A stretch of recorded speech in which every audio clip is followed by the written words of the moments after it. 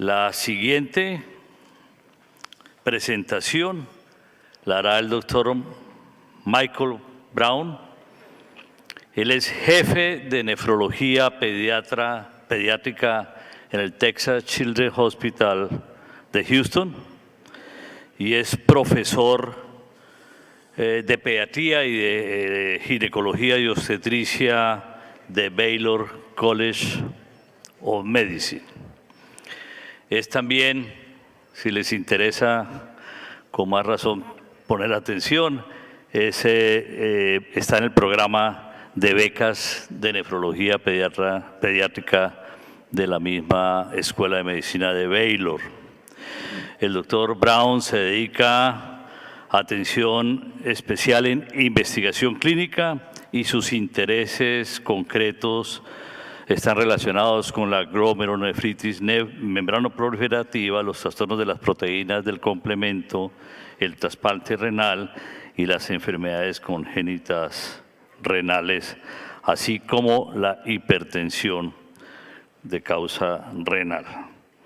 Bienvenido, doctor Brown. Muchísimas gracias por estar en Cartagena en su primera vez y en este simposio de actualización en pediatría. Gracias. So, good morning, everyone. My apologies for not giving this presentation in Spanish. I think if I try to Yo creo que si trato de dar esto en español sería un poco más divertido, ¿no?, que educativo.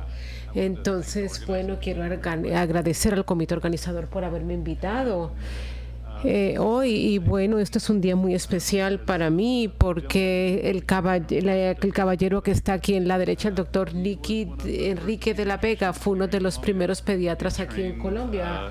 Él se formó en Francia, regresó aquí a Cartagena, practicó la pediatría en Cartagena durante 30 o 40 años, ¿no? Y fue el decano de la Academia de Medicina.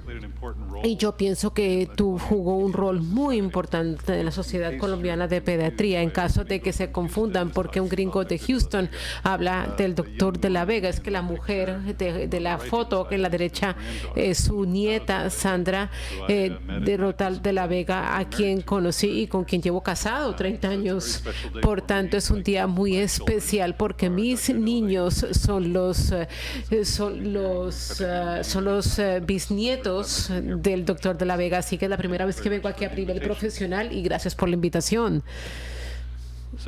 Entonces, bueno, la charla del día de hoy son las claves para la enfermedad renal no sospechada en niños, y voy a hablar dentro de un contexto que vimos recientemente en Houston. En nuestra práctica, uno fue un niño de 13 años que fue ingresado al hospital para un procedimiento ortopédico. Habían hecho laboratorios preoperatorios en anticipación a la cirugía. Y sorprendentemente tenía una creatinina de aproximadamente 3.2 miligramos por decilitro. El otro caso fue un paciente que vi en la clínica, el cual fue remitido por su pediatra, y ella es una niña de 10 años y en un examen de laboratorio se dio cuenta que tenía una creatinina elevada. Yo pienso que estos son dos casos muy diferentes que nos ayudan a comprender algunas de las presentaciones sutiles de la enfermedad crónica, la enfermedad renal crónica. Entonces, ¿qué es una enfermedad renal crónica? La enfermedad renal crónica se define como una anormalidad de la función renal o de la estructura renal, y que ha existido y que con evolución de más de 3 meses. Por tanto, la enfermedad renal crónica quiere excluir a esos pacientes los cuales tienen una lesión o injuria, ¿no?, lesión aguda y se recuperaron. Es un subgrupo de pacientes que tiene un daño renal consistente. Y bueno, vemos que son definiciones muy precisas acerca de lo que es la enfermedad renal crónica. Generalmente es una de dos cosas. Se puede tener ya sea daño renal durante más de 3 meses o una reducción en la función renal, tal como lo mide el GFR. Por ejemplo, un GFR de menor de 60 ml por minutos que dura más de 3 meses, y los primeros marcadores de daño renal que califican para la enfermedad renal crónica, ya sea proteinuria, aminobliuria o también abnormalidades estructurales en el riñón. Por tanto, esto se define por las imágenes. Si usted nace con un riñón, eso cualifica como una enfermedad renal crónica. Bueno, algunos básicos de la enfermedad renal crónica, por qué se desarrolló este sistema de estadios, y la verdad es que se desarrolló de manera tal que podemos evaluar la severidad de la enfermedad de los pacientes y guiar su manejo. Por tanto, es que es muy difícil para los padres el poder comprender cuál sería una creatinina de 1.2 o de 1.4, significa que significa un GFR de 55-53, y por tanto es una manera de poder explicar la severidad de la enfermedad de una manera en que los pacientes y las familias pueden comprender y también traducir eso fácilmente a otros proveedores. Por tanto, si un niño del cual cuidamos tiene enfermedad renal crónica y va a urgencias, es fácil para ellos decir, bueno, tengo una enfermedad renal crónica estadio 3, lo cual puede ser claro para los de urgencias. Si tengo una GFR de 47, una creatinina de 1.2 es muy diferente, ¿no? Para los proveedores que los cuidan. Y bueno, hay diferentes, y también la función renal en términos de creatinina es lo mismo, es diferente para un niño de 1 año que uno de 18. Es una manera de normalizar la severidad de la enfermedad y comprender cómo esto se relaciona con las complicaciones de la enfermedad. Bueno, el marcador primario que estuvimos para el GFR estimado es eso en la fórmula de Schwartz. Esta es una fórmula que es edad, género y también para calcular el GFR se necesita calcular su altura y su creatinina. Las demás cosas como género y etnicidad no importa. Y la otra cosa es que las manifestaciones de la enfermedad renal crónica se siguen de acuerdo al estadio y generalmente son independientes de cuál es el proceso de la enfermedad subyacente. Un paciente que tenga displasia tiene tiene progresión de la complicación de la enfermedad renal basado en el estadio, así como un paciente con lupus y nefritis y enfermedad renal también va a tener progresiones basado en la severidad del estadio de la enfermedad renal crónica. Bueno, el estadiaje es muy sencillo.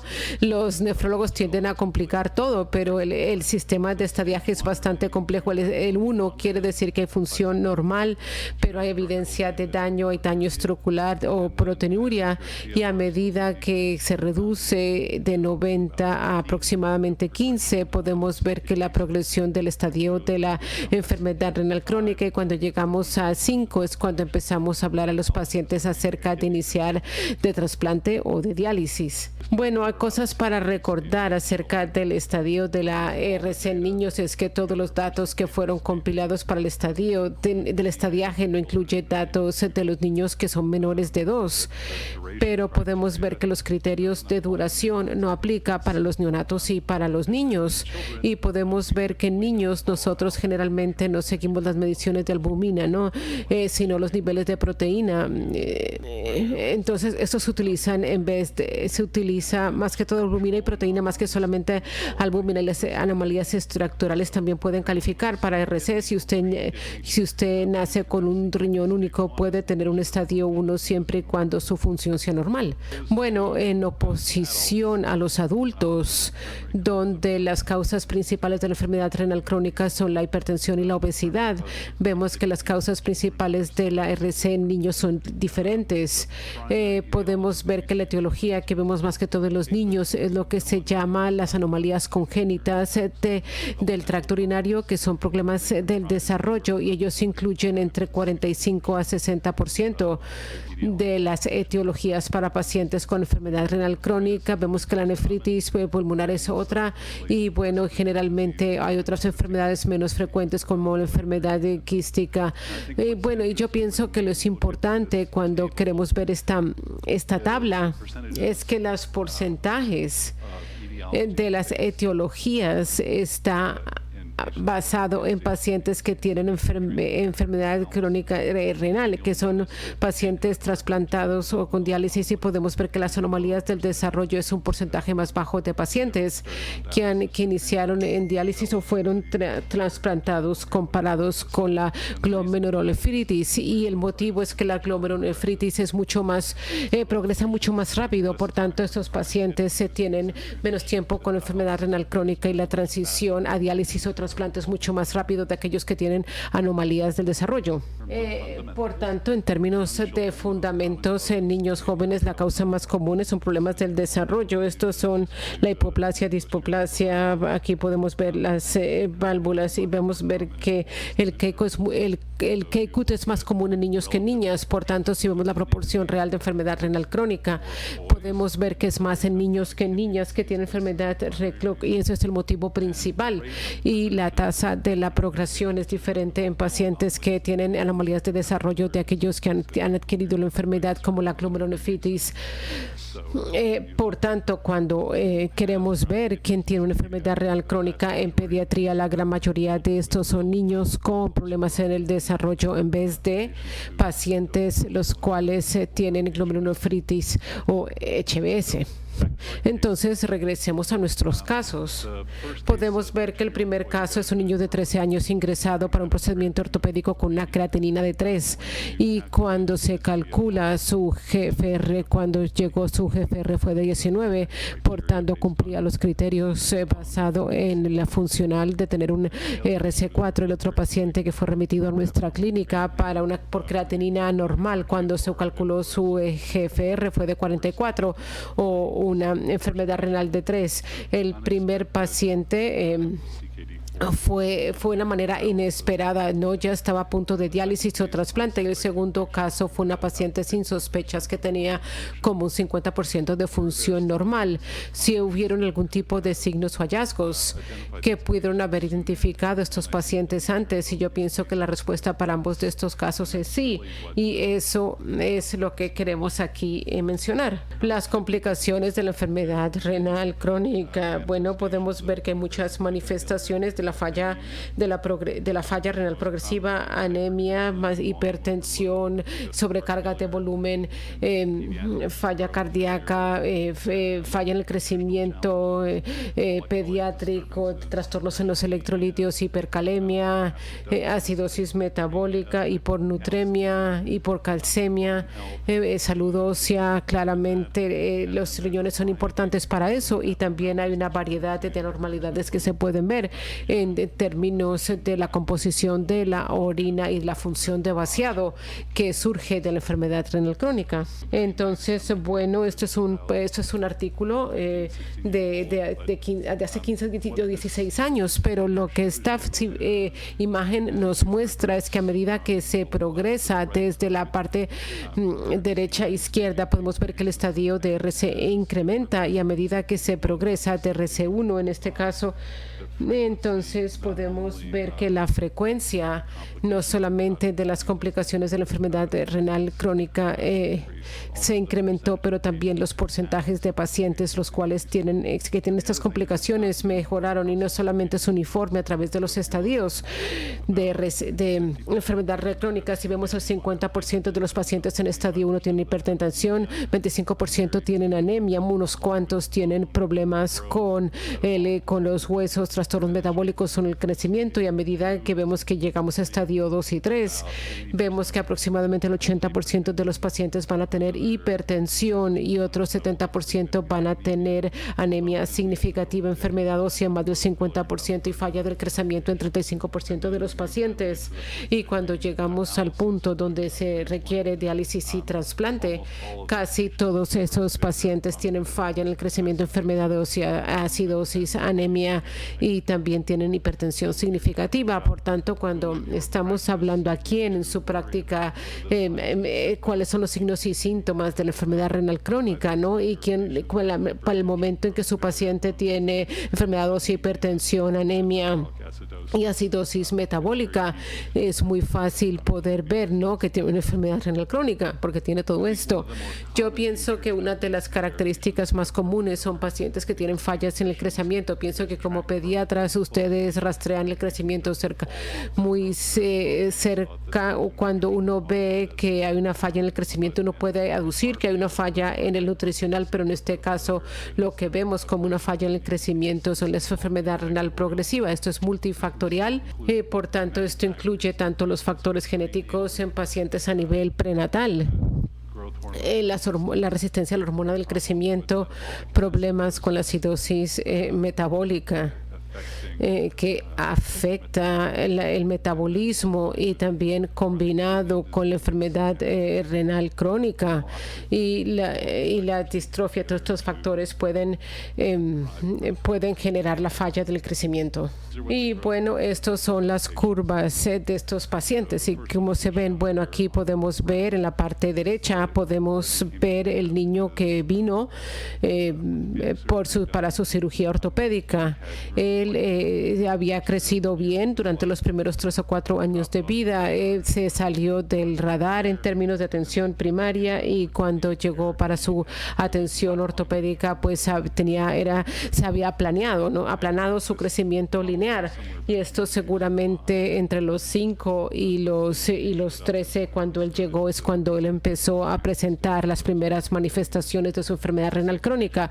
El segundo paciente con RCE, que fue remitida con estadio 2, no tenía parámetros de crecimiento a medida que le hicimos seguimiento en los últimos 5 o 6 años, incluso que aunque su función renal se deterioró, su curva de crecimiento fue normal. Bueno, entonces aquí vemos a los pacientes con enfermedad renal crónica. Vemos lo que son las manifestaciones de la distrofia, que también se llama la enfermedad mineral ósea. Bueno, podemos ver que esto es un juego, ¿no?, entre una reducción en la función renal y la reducción en calcio y la producción de vitamina D1, cual impacta la absorción de calcio en el intestino, lo cual después genera una mayor PTH, y el PTH de esa glándula paratiroidea genera una remodelación ósea y la pérdida de masa ósea. Y lo que pasa es que la inducción de PTH está diseñada para mantener los niveles de calcio en suero desde un punto de vista biológico, y el precio para eso es reducir la formación ósea y la reducción en la masa ósea. Entonces, esto es un niño que vino a tener una reparación. Y aquí podemos ver sus laboratorios. Vemos que su calcio en suero es completamente normal. Vemos que su fósforo está un poquito elevado, y vemos que su hormona paratiroidea estaba como en 1800. Los niveles normales en esta población son de 50 a 60, y vemos que sus niveles de vitamina D25 estaban como normales pero inferior, pero el 1.25 estaba bajo. Y cuando vimos los huesos de este niño cuando ingresó, tenía evidencia de erosión de sus placas de crecimiento. Y si ustedes pueden ver sus dedos, podemos ver que tiene una reabsorción de sus falanges distales por la reabsorción de calcio. Esto es clásico para lo que es la distrofia osteorrenal. Y bueno, él ya había estado con un cirujano ortopédico que había hecho todo tipo de RX viendo sus caderas y rodillas, y de hecho lo habían visto, pero solamente fue cuando vino y se le hizo laboratorio que la gente se dio cuenta que había un problema que más allá de sus rodillas y caderas. Fue un caso muy interesante, y yo pienso que resalta la complejidad de identificar a estos pacientes. La falla del crecimiento, la que falla el crecimiento lineal, tiene problemas ortopédicos, pero en el momento nadie nunca había tomado una buena idea de sus huesos, o nadie entendía y nadie había estudiado por qué no estaba en la curva de crecimiento. La otra cosa que vemos como característica es la anemia. La relación entre el riñón y la hemoglobina es bastante compleja, pero es relativamente sencilla de entender. Por tanto, vemos que los sensores que están en el riñón, que mide la capacidad de transportar oxígeno en la sangre y que esto genera, entonces a medida que la función del riñón se deteriora, podemos ver que esos sensores y la cantidad de movimiento en el riñón que se produce en respuesta a los flujos sanguíneos empiezan a reducir a medida que la función renal se deteriora. Uno empieza a desarrollar inhibidores que bloquean el efecto y después el metabolismo del hierro, tanto la absorción por parte del intestino y la distribución en el cuerpo se empieza a reducir y se tiende a reducir el ciclo de vida de los glóbulos rojos, y en muchos casos también se tiene inflamación crónica en los pacientes, los cuales también afecta la ingesta y la captación de hierro. Entonces aquí vemos que un niño con RC estadio 4, cuando tiene su hemoglobina a nivel de evaluación preoperatoria era mucho más baja, como 10 gramos por decilitro, tuvo una creatinina de 29%. Y si nosotros vemos sus almacenamientos de hierro y su panel de hierro, vemos que su ferrotina estaba baja, y vemos que su hierro total estaba en los extremos normales de normal, pero vemos que el marcador de utilización de hierro en la parte inferior de normal. Por tanto, tenía como unos parámetros hematológicos estándar que asociamos con la anemia de la enfermedad renal crónica. Interesante es que la niña que tenía un EGFR de 44 y su hemoglobina era completamente normal, así como su panel de hierro. Estamos tratando de diferenciar entre estos dos casos. Vemos que la deficiencia de hierro y la anemia es bastante común, pero no es universal. Bueno, la hipertensión. Entonces, los mecanismos de la hipertensión en la enfermedad renal crónica son complicados, y yo pienso que esta imagen resume una variedad de diferentes mecanismos que están involucrados en la hipertensión. A medida que se deteriora la función renal, generalmente hay problemas con la secreción de sal, hay disfunción de las células endoteliales, también sobreactividad del sistema nervioso simpático, reducción de la angiotensina, cambios en la resistencia periférica, se incrementa el volumen debido a la retención de sal, y todo esto genera una hipertensión en nuestra población, y nuevamente es una de las características más comunes que podemos ver incluso en la enfermedad renal de estadio 1. Simplemente para resaltar la diferencia entre estos dos paseos y la falta de universalidad en los hallazgos, vemos que el paciente 1 que tenía un nivel más severo, vemos que su presión sanguínea estaba en el percentil 50 y nunca había tenido hipertensión en su vida. En cambio, la niña más joven que tenía estadio 3 tenía bastante hipertensión, ella estaba en 120/80, por tanto estaba en el percentil 99 de acuerdo a la edad, y cuando uno rastrea sus visitas al pediatra, podemos ver que en todas las visitas desde los 4 años tenía hipertensión. Nuevamente hay varios motivos por los cuales se eleva la presión sanguínea de los niños, pero esto era como uno de los signos tempranos en los cuales ella tenía un problema renal crónico. Y la última característica que quería hablar era asociado a la acidez metabólica. Entonces ninguno tenía acidosis metabólica, pero a medida que la función renal continúa deteriorándose, vemos que la capacidad de los riñones para liberarse de ese exceso de carga de ácido que se hace a través del metabolismo normal se reduce.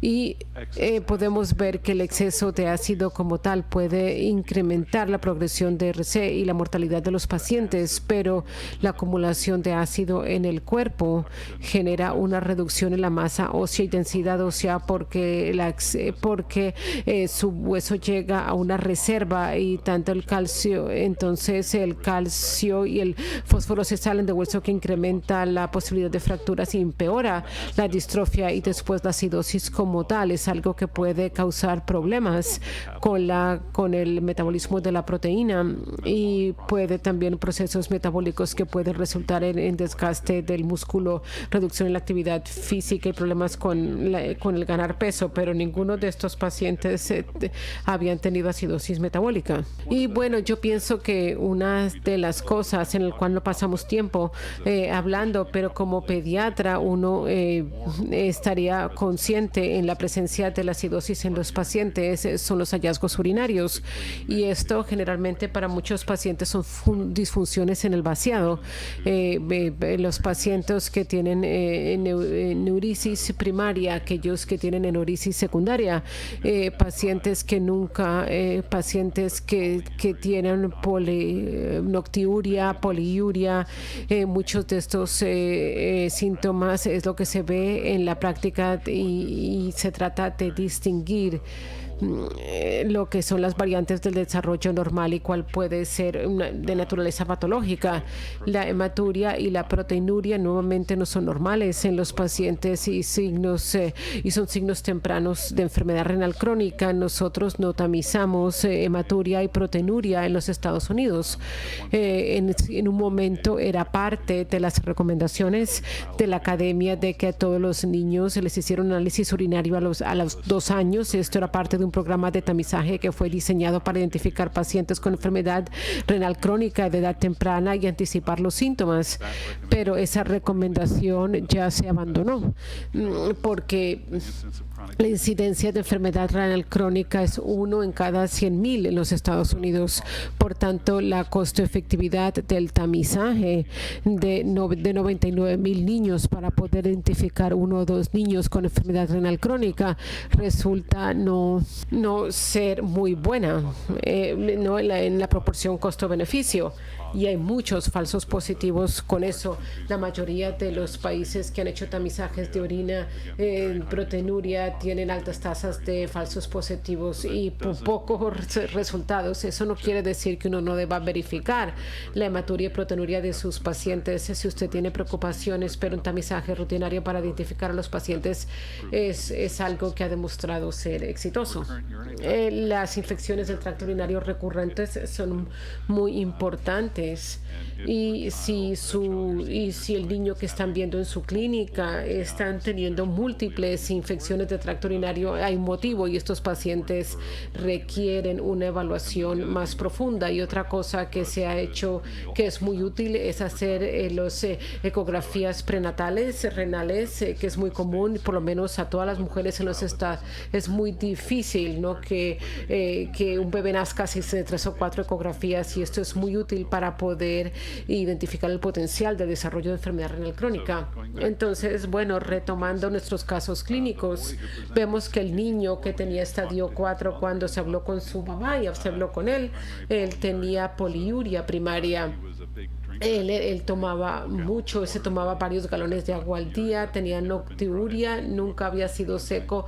En la noche se levantaba 2 y 3 noches para orinar en la noche, toda la vida. Y la niña con la creatinina tenía infecciones recurrentes, se había tenido 6 infecciones de tracto urinario a la edad de 2 y todos habían sido tratados bien. Nunca había estado en el hospital, nunca se le había hecho una imagen, pero después de sus infecciones sí tuvo una proteinuria resistente, por tanto él siempre salía positivo para proteína, pero no había sangre. Bueno, los 2 casos de los que les estábamos hablando, el primer caso era un niño que tenía una enfermedad renal muy poco común que se llamaba nefronoprisis. Hicimos una biopsia en su momento y simplemente, bueno, esto es una biopsia terrible, pero porque es todo tejido cicatrizal, casi no hay esperanza de que este niño se vaya a recuperar su función, y más adelante progresó a trasplante hace 2 años después de verlo, y nosotros confirmamos este diagnóstico a nivel genético. El segundo caso de la niña con las infecciones recurrentes, por tanto, cuando iniciamos sus exámenes, ella tenía un riñón muy pequeño en la parte derecha, como de 1 centímetro y como de 2,5 centímetros de largo, y vemos que el riñón derecho el izquierdo estaba normal, y cuando se hizo un estudio funcional con rastreador de medicina nuclear no tenía función en ese riñón derecho, y había tenido infecciones recurrentes y reflujo por nefropatía que habían dañado ese riñón derecho y por tanto no tenía función. Entonces, las claves para sospechar una enfermedad renal crónica, hay que tener un alto índice de sospecha. Se debe estar atento a la hipertensión, que es muy común, falla en el crecimiento, pacientes con hallazgos óseos inusuales, anemia, acidosis y patrones anormales de vaciado. También, además de eso, hay procesos de hallazgos de procesos específicos. Los que tienen glomerulonefritis tienen diferentes características de aquellos que tienen un riñón solitario con displasia. Pensando acerca de la enfermedad renal crónica como una causa de estos problemas, es algo que es un poquito difícil poder identificar a los pacientes con enfermedad renal crónica. Es fácil, tome la historia, haga un análisis, mida su presión sanguínea y envíe un perfil metabólico básico. Todo depende de cómo estén los electrolitos y la creatinina. Es muy fácil desde el punto de vista de pruebas. El manejo es otra cosa, pero por ahora, si hay un alto índice de sospecha, hable con sus pacientes y con sus padres y haga unos estudios de laboratorios que permiten identificar estos pacientes. Y con eso termino y gracias por su tiempo.